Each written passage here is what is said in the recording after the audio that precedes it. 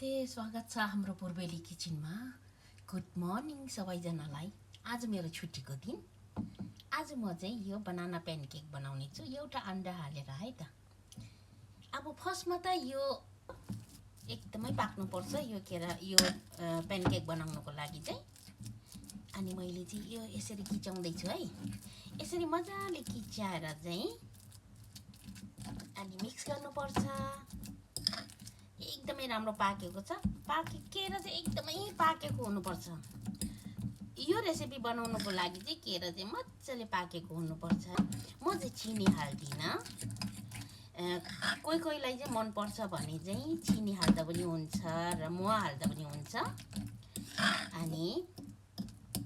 अनि तपाईहरुले मुवा भनेर बुझ्नु भएन भने चाहिँ हनी है त। हनी हाल्नु भए पनि हुन्छ। म चाहिँ गुलियो त्यति मन नपर्ने र अनि सुगर पेसेन्ट भएकोले चाहिँ मैले चाहिँ चिनी र मुहा दुईटै हालेको छुइनँ। त्यही कारण अब म यो दुईटा केराबाट नै प्यानकेक मेरो ब्रेकफास्ट बनाउने छु है त। मजाले फिटिसकेको छु र यसमा एउटा अन्डा हालिदिने। छुट्टीको दिन हो अनि ब्रेकफास्ट त अलिकति राम्रै हुनु पर्यो हैन र। त्यो सँगसँगै यो यीस्टलाई थोरै हाल्ने है त। थोरै यीस्टलाई हालिदिएँ मैले। मजाले मिक्स गर्ने।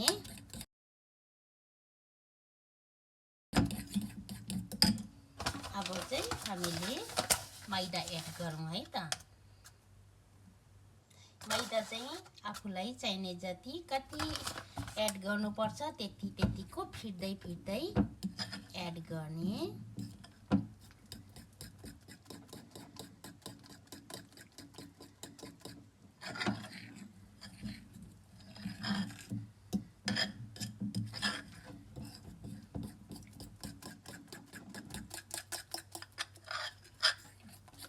अनि म दुध पनि एड गर्छु है त।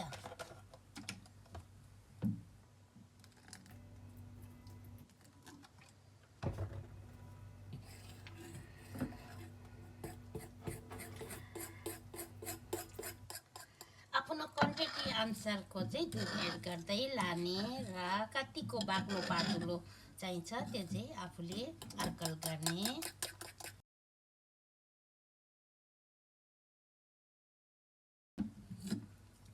मैले धेरै जस्तो तपाईहरुको माझमा खानाको भिडियो लिएर आएको छु र आज म ब्रेकफास्ट केराको प्यानकेक बनाउन आएको छु है त तपाईहरुको माझमा। यदि तपाईहरुले मन पर्यो भने तपाईहरुको बच्चाहरुलाई पनि बनाएर खुवाउन सक्नुहुन्छ र आफू पनि खान सक्नुहुन्छ र यो एकदमै हेल्दी पनि हुन्छ। अन्डा दुध पानी नहालेर अन्डा दुध हालेर चाहिँ तपाईहरुले आटाबाट पनि बनाउन सक्नुहुन्छ, मैदाबाट पनि बनाउन सक्नुहुन्छ र तपाईहरुलाई यदि मैदा खानु मिल्दैन भने चाहिँ आटाबाट पनि खान सक्नुहुन्छ है त।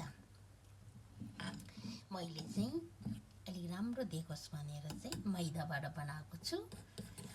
अहिले एकछिन सेट हुनु दिएपछि चाहिँ यो घोल चाहिँ अलिकति बाक्लो हुन्छ। त्यहाँदेखि चाहिँ हाम्रो प्यानकेक मजाको हुन्छ है त। घोल चाहिँ यतिको भएको छ। एकछिन यसलाई सेट हुन राखिदिउँ है त। एकछिन राखेपछि 4-5 मिनेट राख्दाखेरि चाहिँ यो चाहिँ एकदमै सफ्ट भएर आउँछ। अब चाहिँ हाम्रो यो घोल पनि रेडी भइसकेको छ है। यस्तो भइसकेको छ। निकै बाक्लो भइसकेको छ। अब चाहिँ बनाउन सुरु गरौँ। बाक्लो हुनुको लागि राखिदिएपछि अन्डा पनि पकाइसकेको छु। मैले एउटा बोइल अन्डा पनि पकाइसकेको छु र मैले घिउ रेडी गरेको छु। यहाँ चाहिँ म आफैले बटरबाट चाहिँ घिउ बनाएको है। दानेदार घिउ हेर्नुहोस् त। एकदमै दाना भएको घिउ छ। योबाट चाहिँ म यो प्यानकेक बनाउँछु। अब चाहिँ मैले एउटा चम्चा लिएँ है त। एउटा चम्चाको सहायताले चाहिँ अब चाहिँ बनाउन सुरु गरौँ है त। मैले एउटा चम्चा लिएको छु। यदि तपाईहरु चाहनुहुन्छ भने चाहिँ यसरी सानो एउटा एकछिन बिर्खो लगाएर पनि पकाउन सक्नुहुन्छ है। अब चाहिँ माथि यस्तो भइसकेको छ, पल्टाइदिने। थोरै ब्राउन नै हुनुपर्छ यो। फेरि छोपेर पकाउने एकछिन।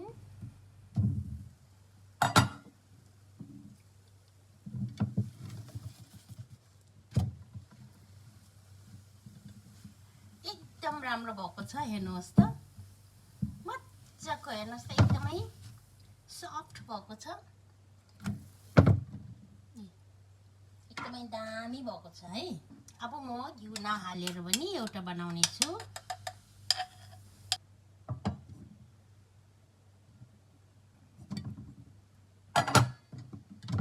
अब हाम्रो पल्टाइदिउँ घिउ नहालेर है। यो चाहिँ बिना तेल बिना घिउमा है, यो चाहिँ सुक्खा।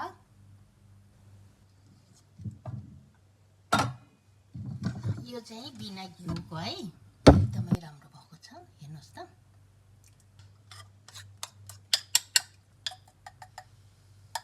मैले फर्स्टकोमा मात्रै घिउ हालेको थिएँ थोरै, किनभने यो तावा अलिकता चिल्लो पार्नुहोस् भनेर।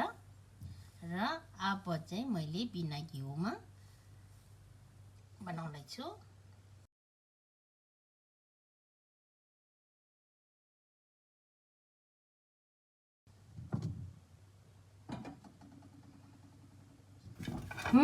अब चाहिँ हाम्रो पेनकेक रेडी। अब हाम्रो ब्रेकफास्ट चाहिँ रेडी है। अब हाम्रो ब्रेकफास्ट चाहिँ रेडी भइसकेको छ। मैले लिएको छु यहाँ 3टा पेनकेक, एकदमै दामी भएको छ। 3टा पेनकेक लिएको छु र यहाँ एउटा हाफ बोइल अन्डा, अनि यहाँ एउटा टमाटर लिएको छु। यो टमाटरको लागि चाहिँ म यो अरोमा हालिदिन्छु र यो बोइल एगको लागि पनि, टमाटरको लागि पनि अरोमा हालिदिन्छु। यसमा चाहिँ नुन हुन्छ, त्यही कारण एकदमै मिठो हुन्छ। माथिबाट थोरै अरोमा छर्किदिने र यो अन्डामा पनि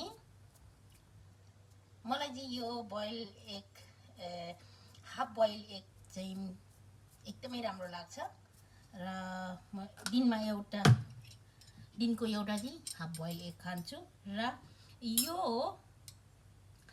पेनकेक चाहिँ, यो पेनकेकमा चाहिँ अन्डा छ एउटा, तर पनि मैले यहाँ एउटा बोइल एग हालेको छु। र आज घरमा भएकोले चाहिँ ब्रेकफास्ट खानुको लागि चाहिँ एकदमै हेल्दी र अनि मिठो पनि हुने खालको। हेर्नुहोस् त, एकदमै राम्रो भएको छ है। हेर्नुहोस् त, वाउ, एकदमै दामी भएको छ। मैले स्टोरै राखेर बनाएको र अनि अन्डा छ, दुध छ, पानी छैन यसमा। इन्जोय तपाईहरु पनि। अनि यो चाहिँ यो हाफ बोइल एग चाहिँ एकदमै ठिक्कको भएको छ। यतिको पकाउनु पर्छ। यो चाहिँ 3 मिनेट मात्रै उसिन्नु पर्छ है। 3 मिनेट पकायो भने चाहिँ यस्तो हुन्छ। मैले फुटाएको छुइनँ रानीलाई, अनि रानी चाहिँ यतिको भयो भने चाहिँ एकदमै दामी हो है बोइल एग चाहिँ। तपाईहरुले चाहिँ अन्डा चाहिँ आम्लेट खानु भन्दा पनि बोइल गरेर दिनको एउटा खानु भयो भने चाहिँ यो अन्डामा चाहिँ जति भएको प्रोटिनहरु चाहिँ, जति भएको भिटामिनहरु चाहिँ यसमै हुन्छ। र हामीले खाना चाहिँ मिठो मात्रै होइन, आफुलाई आफ्नो शरीरको लागि चाहिँ हेल्दी पनि खानुपर्छ। र मैले चाहिँ आज ब्रेकफास्टमा बनाना प्यानकेक अनि अन्डा र टमाटर एउटा खाने छु। निकै ठुलो छ यो टमाटर चाहिँ, मैले यसरी काटेको छु। आज यो ब्रेकफास्टको भिडियो चाहिँ तपाईहरुलाई कस्तो लाग्यो त्यस्तै कमेन्ट गर्नुहोला र मन पर्यो भने तपाईहरु पनि बनाएर खानुहोला। फेरि अर्को भिडियो कस्तो ल्याउनु पर्छ त्यो पनि कमेन्टमा लेख्नु नभुल्नुहोला। आजको लागि बाइ बाइ।